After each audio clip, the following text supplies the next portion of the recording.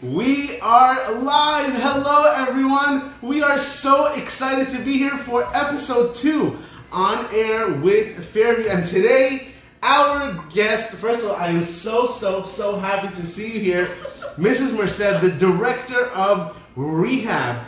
Merced has been doing Rehab for many years. First of all, I want to say she is a personal friend, a brilliant mind, and we are so happy that we ripped you out of your busy schedule to be with us here today. We are so excited. So we have so many questions to ask you. Are you ready?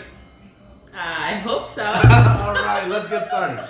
So Merced, and I made a list because we got some really important questions to ask you. So yes, you are a director of Rehab, but also you are a physical therapist.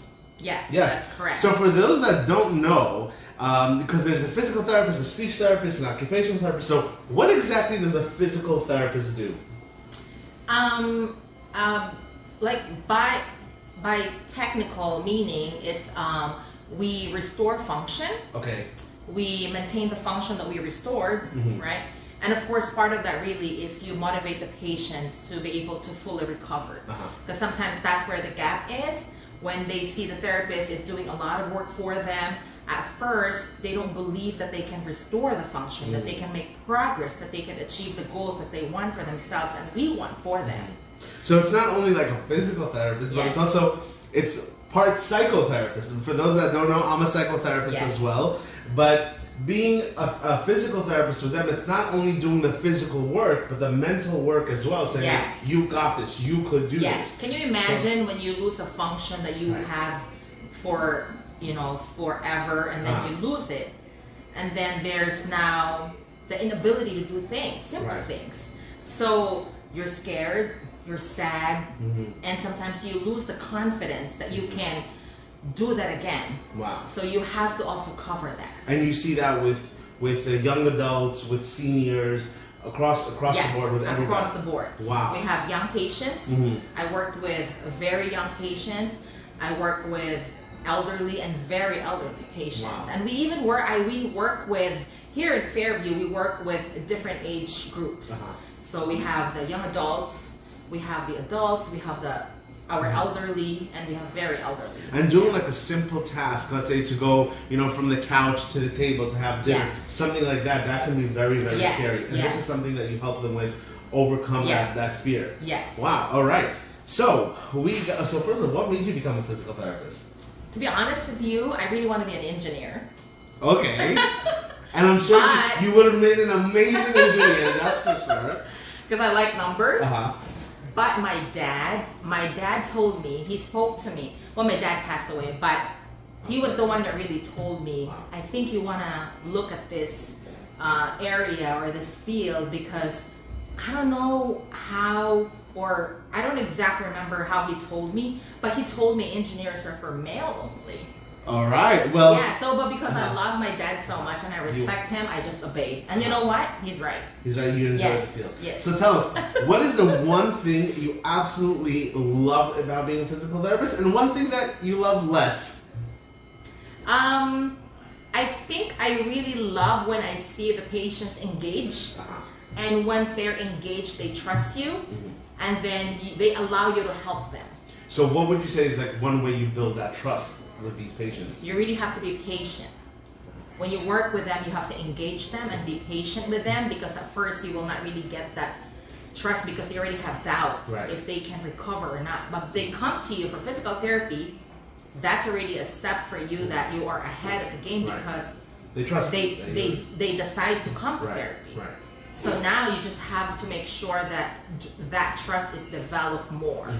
So I guess with time, you establish a rapport. They say time is your friend in this journey, because like you said in the beginning, where you're very scared and you think like you won't make it, you're alone in this process. But actually having a team of people, knowing that you can talk to them, just be like, tell me the people that you've worked with, and has the person been able to be able to be recovered from this, and that feedback that you give to them, that I can imagine that's very comforting. No? Yes. Yeah. So here we go. We have a question that is like this: as a physical therapist, how can a physical therapist make a difference in a person's life after, for example, an accident or a traumatic brain injury?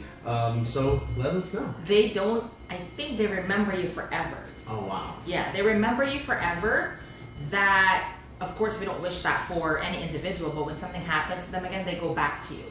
They go back to you. So I think that's a difference that we make in people's lives, that they believe that therapy can help them. Physical therapy, occupational therapy, speech, psychotherapy. Hello. Right? So it's interesting because I heard a quote. It said, they may not remember your name, but they will remember how you made them feel. Yes. And part of this is being able to give off of that care, the patience, the time, the positive energy, just to be like, we got this, we're in this journey together. And the physical recovery. Right. You know, so, if they can't walk and then now they're able to get themselves to the bathroom, that's a big thing for them. So they remember that. So if somebody would want to work on getting up from the couch, going to the bathroom, and going to their dining room table, that would be a physical therapist that will help them with that. Yes. And how about an occupational therapist? What is an occupational therapist? Occupational therapists and a physical therapist cover both, cover that area and a lot more, not just the walking part, but the occupational therapists, they focus more on the ADLs, like sometimes patients, they don't know how to put in their clothes. Okay. Not that they don't know, but they don't have the close ability. The buttons, the buttons, hygiene. Wow. Yes, and even transferring from surface to surface. Yeah. Sometimes they lose the ability to do that, that they need a lot of help. And sometimes they hold on to their independence so much, they think they do, but they can't. Wow. And then the physical therapist or occupational therapist comes in the picture. Even the speech therapists, they're amazing. Wow. They work very amazing. Sometimes the patients, they don't have the ability to swallow. They lose that function, so they are at risk for serious aspiration, or we call it the choking, and that's not very safe for patients, and they lose that ability. So interestingly, before I became before I got into like the mental health field of this, working in a nursing home, I've heard of speech therapy, but I thought of it that it helps people with speaking. Yeah. And then working here and actually seeing your team, how you work with patients with different types of consistencies, and working together with the dietary department, making sure that, whether it's pureed or chopped or thickened liquids, all these different types of consistencies. This is something that I learned from your team. Speech therapists don't only help people with communication. It's also with being able to swallow, and learning how to swallow. Yes. Wow. Yes.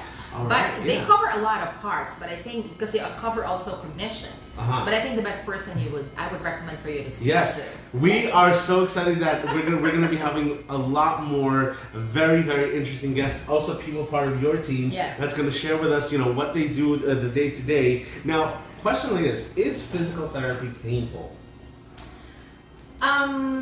Actually, it's so funny because I see a lot of posts that shows this is what people think physical therapy does, and this is what my family does, yes. And this is what I actually do. Yeah, but it could be painful, but we believe in the saying, and we include that always when we talk to our patients: no pain, no gain. I think not just in physical therapy, even if you want to achieve something, you really have to go through pain. Sports as well. So yes. But obviously, I know there's. But it's a good pain. But I know in Fairview, there's this big thing making sure the patients are not in pain, whether it's giving them medication or doing some deep breathing with them, matching their pace, not rushing things, but at the same time making sure that they're meeting their goals. We make sure that it's to their tolerance, that they are able to tolerate a certain amount of pain, because we need to really move. So because of that, there will be some pains here and there because, Can you share a story with me? Something that just inspired you and made you feel like, wow, this is why I'm doing this job. The type of patients that I like to work. I like to work with dementia patients. Wow. I feel bad, that some patients, they used to work in a bank, they used to be stockbroker, they used to own a company. Successful. They're very successful. Some of them are normal housewives, or just a simple employee. But then they lose this. They lose the cognitive part. So they can't follow, they can't function. But I like to work with them because I feel that I'm more helpful when I'm able to engage them and then they follow me. Wow. Meaning they follow the instruction. Wow. Yeah. And then they're able to do, certain things, and it brings back their like you said, the ADLs, activities of daily living, and they're able to do things, and that brings so much joy for them. We have an amazing recreation department here, and one of the activities they do is a simple task like folding up towels or pairing up socks specifically for dementia patients, because this is something that they did back at home. This is so familiar for them, so being able to do that, it really is actually very calming for them. Sometimes you make them do their hand activity, and then they just scribble, and you will be surprised to see sometimes they scribble words that from their subconscious mind. From their subconscious mind, their memory. Look at that. All right. So now we get to the fun part. We have a ball that looks like this, and I'm going to throw you the ball. You catch the ball. Let's get to know Merced on a personal level. So you catch the ball wherever your thumb lands on. A little bit. Wherever your thumb lands on, that's the question you read. This is what the ball looks like. It has a whole bunch of different questions, and we're going to see what she chooses. Ready? Okay. Go ahead. All right. My biggest waste of time. I love it. And don't say this podcast. I said, Merced. She's already warning me. I pulled her out. I said, give us a couple of minutes to be able to do this podcast. What does it say? What does that say? My biggest waste Your biggest waste of time. All right, so what is it? I don't think I have a biggest waste of time because I'm very busy. I'm a full-time mom. I'm a full-time worker. I'm a full-time wife. She has the best kids. Shout out to Mark, who's going to be on this podcast one day. Hi, Mark. And her kids are so talented. Hi, Sam. They play the ukulele and they sing, and they're so talented. So we're going to make sure to have them here. But yeah, so what is your biggest waste of time? I think my biggest waste of time. Would you call it a waste of time if I'm just sitting on the couch watching two movies? No, absolutely not. That is called self-care. Because of somebody like you who works so much. Yeah. I think because we're so busy in our lives, but sometimes I get caught up in my phone browsing. I think that's a waste of time. But you know what? For someone, I know you personally, and I know how much you work and how much effort you put into the patients, and so you definitely deserve it. That's not a waste of time. This is part of self-care. All right, ready? Now you throw it to me. Okay, and then you're going to answer. Okay. Yes, I will. All right, ready? Here we go. Ooh, I'm happiest when. You're always happy, Abby. Well, yeah, but my happiest moment is, I would say, when I'm with my animals. That brings me so much joy. It just really fills me up. Like that. She knows that, but she knows. My wife knows that. When I'm with my animals, this is like my world. I can tell. And talking about animals, we have a special visitor today, Merced's favorite. Okay. She absolutely loves it. Here we go, guys. Check this out. This is Charlotte. She is a red knee tarantula, and people are going to ask, is she real? She's absolutely real, guys. Check this out. Ready? Look at this. Cringes me, Abby, but I know, but you're doing a good job. Ready, guys? Look at this. This is Charlotte. She's a red knee tarantula. And we actually use this for arachnophobia. You know that many people, the greatest fear in the world is arachnophobia. Fear of spiders. Many people have fear of spiders. This is one of the biggest fears in the world. Number one fear is a fear of spiders. And this is Charlotte, everyone. She's a red knee tarantula all the way from Mexico. And look at this. She is so friendly, so docile. You want to give her a kiss? I'm going to give her a flying kiss. All right. So I love all things animals. Make me very, very happy. All right. We got some more questions before we wrap up. Are you ready? Yeah. All right. Here we go. So these are the questions we're going to choose. Ooh, there we go. What is an activity, place, or thing that makes you feel calm and at ease? Activity? Yeah. When I'm cleaning the house. Really? Really? It's interesting. My wife says the same thing. Many people find cleaning very therapeutic. But you know that I'm starting to also learn how to cook. I don't know how to cook. Cook? Really? So that really also gives me calm. What's your first thing that you want to learn how to cook? To learn how to cook? One dish.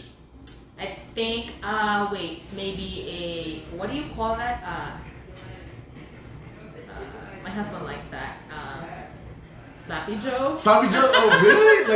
I think it's simple, but I don't know how to make it. No, so when you make or it, we should actually do it live. We should have a cooking show. What do you think about that? I think that's a great idea. That would be so fun, all right? Ready? You go. For you? For me. Okay. Let's see. Since we were talking about food, what food did you hate as a child, but now you enjoy? I know this is probably going to be really funny, but as a kid, I used to hate buckwheat. When my mom would make buckwheat, it's like a certain type of grain. Okay. And when she used to make it, I hated it. But now, she forced you to eat it. But no, she didn't force me. But it was always there. But now, as an adult, I'm like, it's actually not that bad. Or beans, any type of beans, I did not. I don't like beans. Yeah, right. I don't like beans. So growing up, I did not like beans, and I think recently I had like a Mexican dish. And they had rice and beans. Rice and beans. And but it was like with meat and stuff. It was just pretty good. And I like it. So look at that. All right. Let's see. What is one activity that you do that brings you joy? Well, I'm happy when I'm cleaning again. Cleaning, of course. But I think I like to do things with my kids and my husband, of course. So like, what's one activity? Like when we just we wake up and we decide, let's go for brunch in Long Island. And we drive an hour. Just to have brunch, and then we drive home and they're all sleeping in the back. Look at that. But also, I guess that quality time. That's really perfect. Yeah. All right, here you go. This is so interesting. I love it. Yeah. What is one technique you use to help reduce stress? This is good. You can answer this. Yeah. So one technique I do happens to be of course the animals, all the therapy animals. We have 3 dogs. We have a cat. We have 2 parrots. We have a bunny. We even have a tarantula. So animals are an amazing source. There's a lot of scientific evidence on how animals help humans heal. But if you don't have an animal that you can play with, then we have something called our mental happy place. Sometimes we can't always go on vacation, but what we can do is just close our eyes, take a deep breath, inhale, hold, exhale, and just get into a state of mind that helps us reduce that stress. And our brain is so powerful we're able to do that. All right. Can you imagine that you are like in a vacation? So in a vacation, or I know it might sound crazy, but I love like rainforest. Where it's like rainy and you hear you smell the grass. And then you wake up, you're sad because you're I'm not there. So actually that's what hypnosis is. I'm not, many people,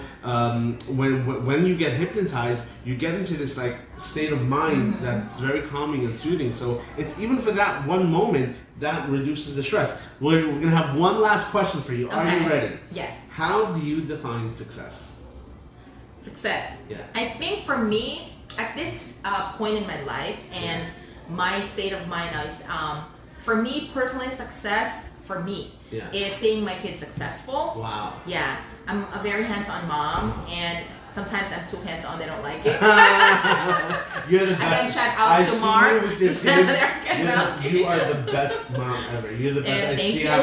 I see how much you invest in them, and you try so much. So I think with no pressure, success is when I see my kids successful and happy. But for my personal success, I think I would like to see myself actually being able to share my experiences with people, like do a TED Talk, something like that. So this is, you guys heard it here first. When she's on her TED Talk on the stage, you can say you saw Merced here first. All right, I can still see you doing that, and like killing it, doing a good job at it, because you have a lot to share. And I really want to thank you so much for being a part of this talk. We're so excited to be able to do something like this so special, and really just want to thank you from all the staff and from the team, and even on behalf of the residents, just to say thank you so much for just really being such a hard worker and such a fantastic team leader. I know this, your staff are incredible. So thank you so much. Right back at you. Oh yeah. Well, guys, thank you so much, and goodbye from Charlotte as well. Take care, guys. Thank you.